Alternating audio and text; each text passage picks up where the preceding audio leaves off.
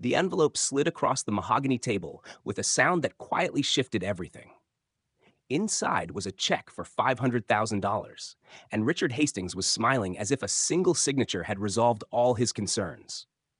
What he didn't realize was that the man seated across from him, the one he believed he was buying off like an opportunist, controlled 47% of his entire company.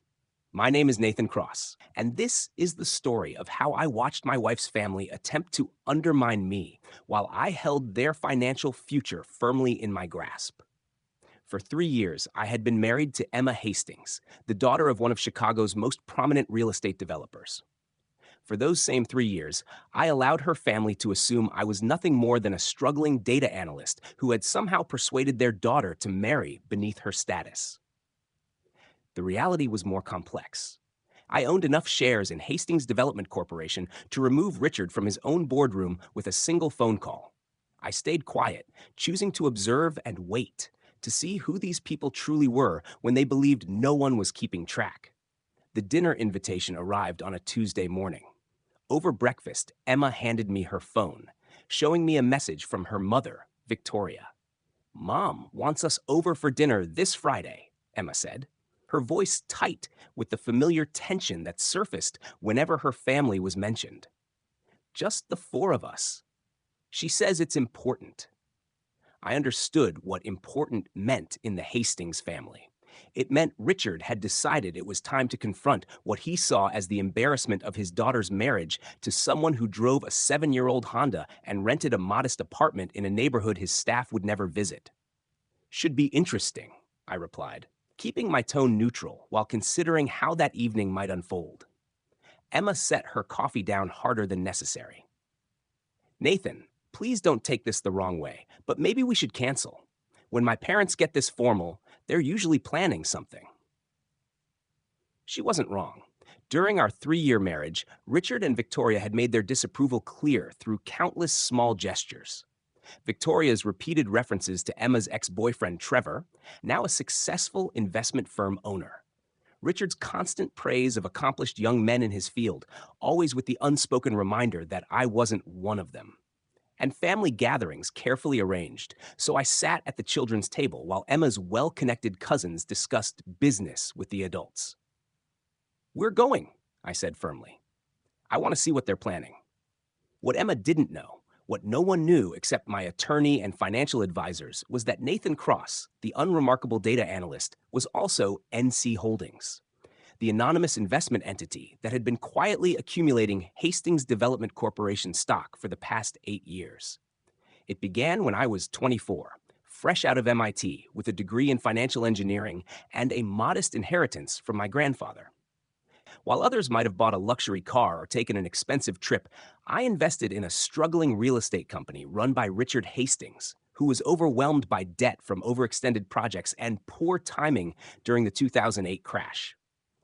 I studied his company carefully. The fundamentals were strong, the properties well positioned, but the capital structure was deeply flawed. He needed cash, and his investors were losing confidence. I bought in quietly, using layered corporate entities that couldn't be traced back to me. Within 3 years, I owned 15% of the company.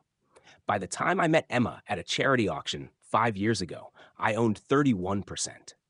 When we married, I held 42%. Now, I owned 47%, making me the largest single shareholder in Hastings Development Corporation. Richard Hastings worked for me. He just didn't know it. Meeting Emma had never been part of any strategy. I attended that charity auction because a client was being honored, and I wanted to show support. Emma was there because her mother insisted she attend a social event she had little interest in. We both ended up at the bar at the same time, each trying to escape tedious conversations. She made me laugh with a precise imitation of her mother's social tone. I made her laugh by admitting I didn't know which fork to use for the salad. We talked for 3 hours straight, and when she gave me her number, she warned me. "My family is intense about money and status. If that's going to bother you, we should probably end the night here." I smiled and told her the truth I could share without explaining everything. Money doesn't define who someone is. Character does. 3 months later, I proposed. 6 months after that, we were married in a small ceremony that Victoria tried unsuccessfully to turn into a major society event. Emma stopped that, choosing a simple celebration with 50 people who mattered to us. Richard's toast barely concealed his disappointment that his only daughter had married so far below what he considered her potential. I smiled through it, knowing the man criticizing my modest career could only afford that wedding because of capital from my investment fund. The situation was risky, and I knew it. Each month, Emma worried about money in ways that weren't necessary. Our apartment was comfortable, but she had grown up in a mansion.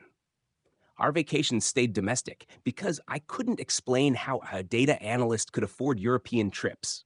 She adjusted better than I expected, never complaining and always insisting that being together mattered more than the lifestyle her parents had provided. Still, I could see the strain, especially at family events when Victoria made pointed remarks about Emma's new normal. After one particularly difficult Thanksgiving, where Richard spent 20 minutes explaining real estate development to me as if I were unfamiliar with the field, Emma asked, "Why do you let them treat you like this?" I told her, "Because your father's opinion doesn't define who I am, and because the most powerful people in any room are often the ones no one is paying attention to."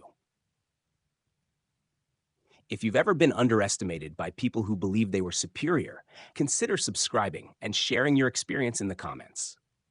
This story moves quickly toward the moment when assumptions collide with reality, and what follows changes everything.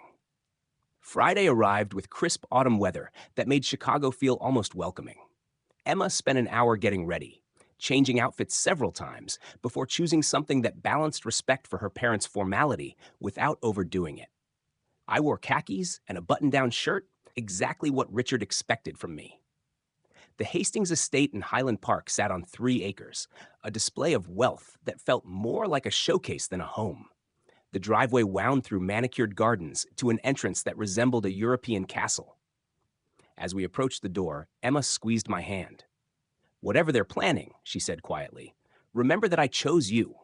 Nothing they say changes that." Victoria answered the door herself, which was unusual, as their housekeeper normally handled such things. "Emma, darling," she said, embracing her daughter with careful affection. "Nathan." My name sounded clipped, as if acknowledging an obligation. The dining room was set for 4, but the table's formality suggested this was more than a casual meal. Crystal glasses, expensive china, and enough silverware to challenge anyone unfamiliar with formal settings. Richard sat at the head of the table in a suit, even at home, always performing and reinforcing his status. He stood to shake my hand with a firm grip meant to assert control. "Nathan," he said, "good of you to join us." The first course passed with safe conversation. Victoria asked Emma about her nonprofit work. Richard mentioned a new West Loop development. I asked just enough questions to appear interested without revealing any real insight into the market I quietly controlled. When the main course was cleared, Richard reached for a leather folder, the kind used by attorneys. "Nathan," he said, adopting his boardroom tone, "Victoria and I want to discuss something important, something that affects Emma's future." Emma squeezed my hand under the table. "We've been thinking about Emma's well-being," Victoria added. "She gave up so much when she married you, her lifestyle, her opportunities, her social standing." Emma stiffened. "Mom, we've talked about this." "Let us finish," Richard said calmly. "We're not here to criticize. We're here to solve a problem." He opened the folder, revealing a stack of documents with a check placed neatly on top. Even from across the table, it was clear the offer was substantial. "Nathan, I'll be direct because I value directness in business," Richard said. "You seem like a decent young man, but let's be honest about what happened here. You married above your station. That's not an insult. It's simply a fact. Emma could have chosen anyone. She chose you, and we've tried to accept that." Victoria continued, explaining that they could not watch their daughter struggle financially because of pride, and that they had created a solution meant to benefit everyone. Richard slid the folder forward.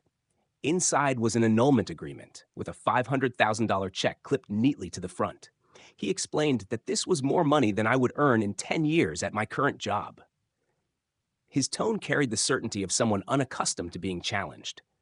"Sign the papers. Take the money." and move on, he said. You'll be better off than before, and Emma can move on to a life more suited to her background.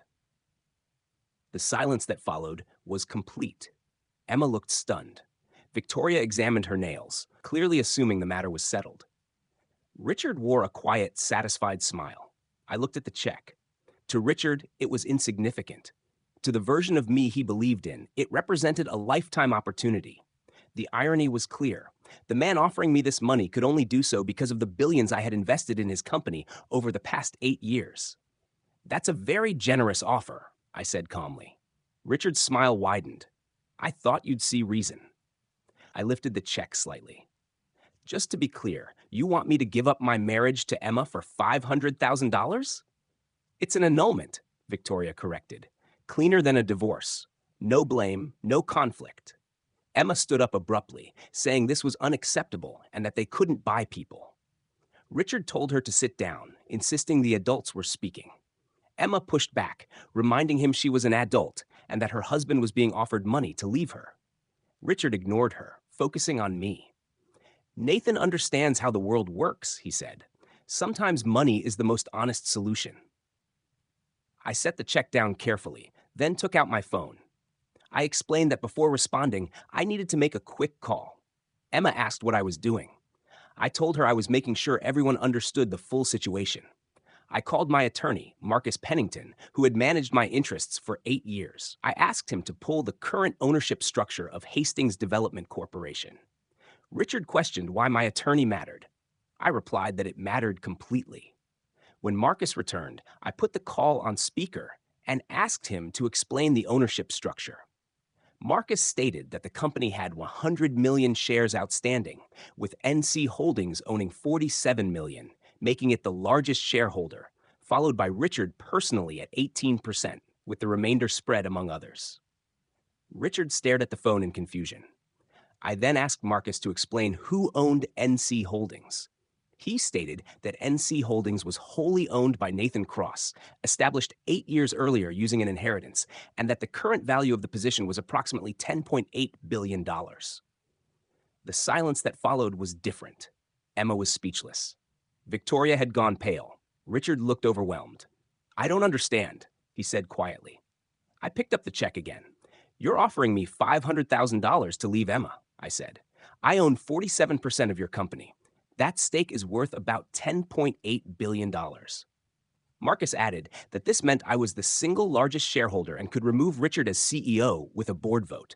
Richard insisted this was impossible, stumbling over his words. I explained that he likely assumed NC Holdings was an institutional investor and never questioned it because the money arrived when he needed it most. 8 years ago, his company was buried in debt and unable to secure financing. So when a quiet investor stepped in, he didn't ask many questions. I stood and walked toward him, explaining that every major project over the past 8 years, the River North Tower, the Lakeshore development, the suburban office parks, had been funded with my capital. Victoria finally spoke, questioning how this aligned with my modest lifestyle. I confirmed that I was a data analyst, but clarified that I analyzed financial data for clients requiring specialized investment guidance. That was true, just incomplete. Our apartment and car were modest by choice, not necessity. I had nothing to prove through displays of wealth. Emma was crying now, not from sadness, but anger, asking why I let her parents treat me poorly when I had the power to stop it. I said I could have intervened, but I wanted to see who they were when they believed they held all the power. I looked at Richard and said they had gone quite far.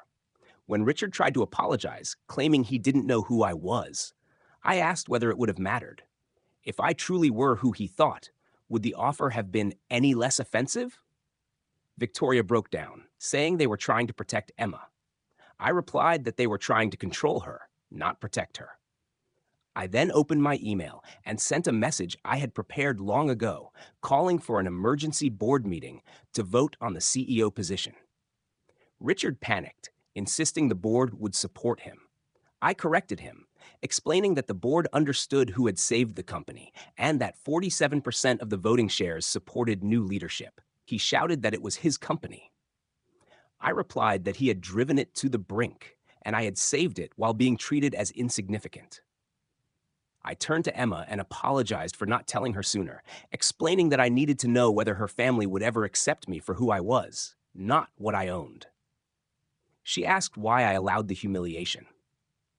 I told her that humiliation fades, but character does not, and that her parents had shown their priorities clearly. I tore the check in half and told Richard I never wanted his money. I wanted to be part of a family and to love his daughter without regard to status or inheritance. Marcus asked if he should proceed with board notifications. I looked at Richard, at Victoria, and finally at Emma, who deserved more than love measured in money. Yes, I said. Proceed with everything. It's time for new leadership. The drive home was quiet for the first 10 minutes. Emma sat in the passenger seat of my unreliable Honda, watching the city lights pass by. Finally, she spoke. She asked how long I had been planning this. I told her I hadn't been planning anything. I explained that I invested in her father's company years before I ever met her because it was a strong opportunity. Meeting her and falling in love wasn't part of any strategy. It was chance, pure chance. She said I still could have told her at any point during the past 3 years. I agreed, but asked whether she would have believed I married her for who she was and not for her family or their influence. I asked whether she would have believed my love had nothing to do with what her name represented. She stayed quiet for a long time before admitting that, at least at first, she probably wouldn't have. I told her I needed her to know, without doubt, that I chose her when I had nothing to gain, and I needed her family to show who they really were. That night, they had done exactly that. She asked what would happen next, to her father's company and to her parents. I told her the company would be fine, better than fine. I planned to put a professional management team in place, one that knew how to run it properly. Her father would be offered a consulting role if he wanted it, but with limited authority and reduced pay. As for her parents, I said that choice was hers. I wouldn't force her to choose between them and me, but I also wouldn't pretend that what they had done was acceptable. She reached over and took my hand and told me she chose me. She said she always had, even when she believed I was just a data analyst driving an old Honda with modest goals, especially then. When I asked why, she said that version of me loved her without expecting anything in return, and that was what mattered. We pulled into our apartment complex, the modest building that had been our home for 3 years. I realized we could afford anything now, but we didn't need it. I told her we were keeping the apartment. She smiled for the first time since dinner. I said I liked our life, being normal, and proving that happiness doesn't require wealth or impressing the wrong people. When she asked about the money, I said we weren't ignoring it. We would use it purposefully, expanding her nonprofit, funding community programs, and creating scholarships for students who couldn't afford business school. People like I might have been without my grandfather's inheritance. That Monday, the board meeting unfolded exactly as expected. Richard was removed as CEO with a 78% vote. He sat quietly at the end of the table as the same board members who once praised him voted to strip him of authority. Victoria called Emma 17 times that day, and Emma let every call go unanswered. The next day, a certified letter arrived. It was a handwritten note from Victoria admitting their actions were unforgivable and that they had been wrong. She wrote that they believed they were protecting Emma, but instead had nearly lost her. She asked if, when Emma was ready, they could talk. No money, no pressure, just honesty. Emma asked me if I thought they meant it. I said I thought they were afraid, and fear sometimes forces honesty. I said I would give them one chance, on our terms, in our apartment, without status or performance. Emma sent a short reply inviting them to dinner. When Richard and Victoria arrived that Friday, they looked smaller, less guarded. There was no formality, just 4 people sitting at our small table, sharing a simple meal. Richard apologized for every moment he had made me feel insignificant and for reducing my worth to a check. I told him the apology that mattered most was the one Emma deserved. He turned to her and admitted his pride had nearly destroyed her happiness. Victoria followed, acknowledging that she had confused security with control and status with love. Emma listened, emotional but steady, making it clear she wouldn't accept another night like the last one. Richard asked to take me to lunch so he could finally learn what he should have been asking all along. I agreed, but told him I wasn't apologizing for being good at something he underestimated. He accepted that. 3 months later, the company completed a full restructuring. Richard stayed on as an advisor. The stock rose sharply, and Emma's nonprofit received significant funding through the foundation we created. Her parents became regular guests in our apartment, learning to show up without expectations. The story made brief headlines, but I declined interviews. What mattered wasn't business news. It was values, family, and truth. Months later, Emma asked if I ever regretted letting things go so far. I told her I didn't, because now I knew she chose me for the right reasons, and her parents had learned to do the same. When she asked who I really was, I told her simply, I'm Nathan Cross. I'm a data analyst. I'm an investor.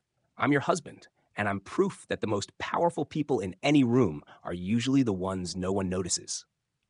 She kissed me, and the city lights below reflected possibilities we hadn't yet imagined. Somewhere across town, Richard Hastings was likely still at work, relearning his company from the ground up, finally taking on the role of a student he should have embraced long ago.